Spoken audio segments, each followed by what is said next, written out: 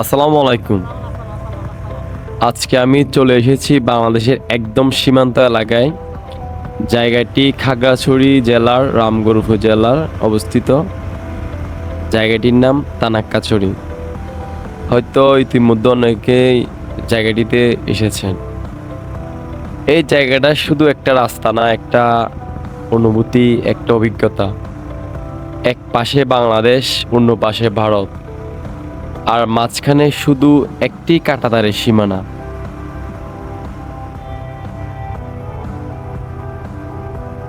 এই মুহূর্তে আমি বাইক নিয়ে ঢুকে পড়ছি এই পাহাড়ি রাস্তায়। শুরুতে বুঝতে পারছি আজকের যাত্রাটা অনেক স্মরণীয় হতে যাচ্ছে। রাস্তাটা দেখুন, উঁচু নিচু, আঁকা বাঁকা, একদম প্রাকৃতিক রোলার কোস্টারের মতো। দুই পাশে সবুজ গাছ, পাহাড় আর নির্মল বাতাস। এই রাস্তাটি নির্মাণ করেছে বাংলাদেশ সেনাবাহিনী।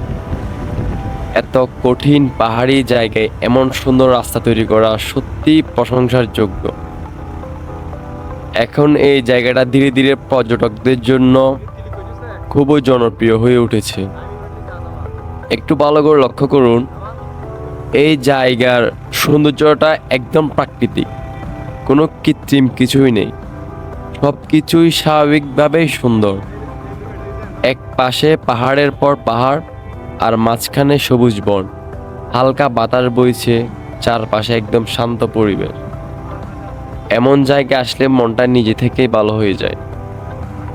সত্যি বলতে, ক্যামেরায় এই সৌন্দর্য পুরোপুরি ধরা যায় না, বাস্তবে এটা আরো অনেক বেশি সুন্দর।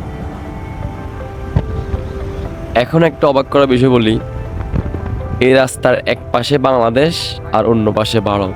ভাবুন তো, আপনি একটি রাস্তা দিয়ে যাচ্ছেন আর আপনার চোখের সামনে দুটি আলাদা দেশ, মাঝখানে শুধু একটি কাঁটাতারের বেড়া, কিন্তু সেই বেড়ার উপরে সম্পূর্ণ ভিন্ন একটি দেশ, ভিন্ন একটি জীবন।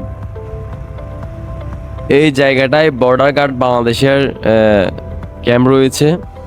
তারা এই পুরো এলাকা নিরাপদ রাখার চেষ্টা করে। তাই এখানে চলাফেরা করার সময় নিয়ম মেনে চলা খুবই গুরুত্বপূর্ণ।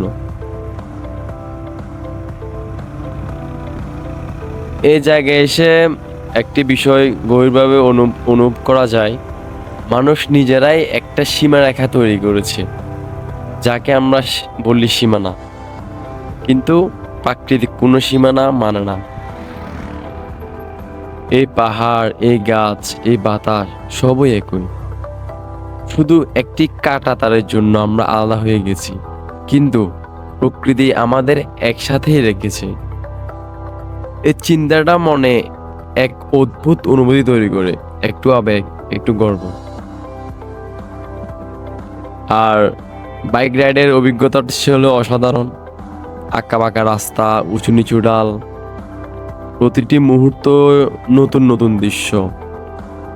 মনে হচ্ছিল যেন আমি কোনো সিনেমার মধ্যে দিয়ে যাচ্ছি। কে লাগছে ঠান্ডা বাতাস, চারপাশে পাহাড়ের প্রতিধ্বনি। এটা একদম মুক্তির অনুভূতি দেয়। যারা বন বা বাইক রাইড পছন্দ করেন তাদের জন্য এই জায়গাটি একদম স্বর্গ। একটা গুরুত্বপূর্ণ বিষয় মনে রাখা দরকার, এটি একটি সীমান্ত এলাকা। তাই এখানে অনেক নিয়ম কানুন আছে যেগুলো অবশ্যই মেনে চলতে হবে। কোনো ঝুঁকিপূর্ণ কাজ করা যাবে না, অনুমতি ছাড়া তেমন কোথাও যাওয়া যাবে না।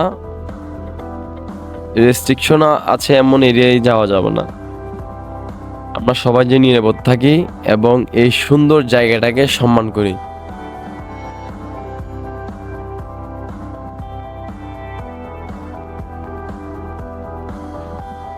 তো ভিডিওটি ভালো লাগলে অবশ্যই লাইক দিন, কমেন্ট করে আপনার মতামত জানান, ভালো লাগলে শেয়ার করবেন।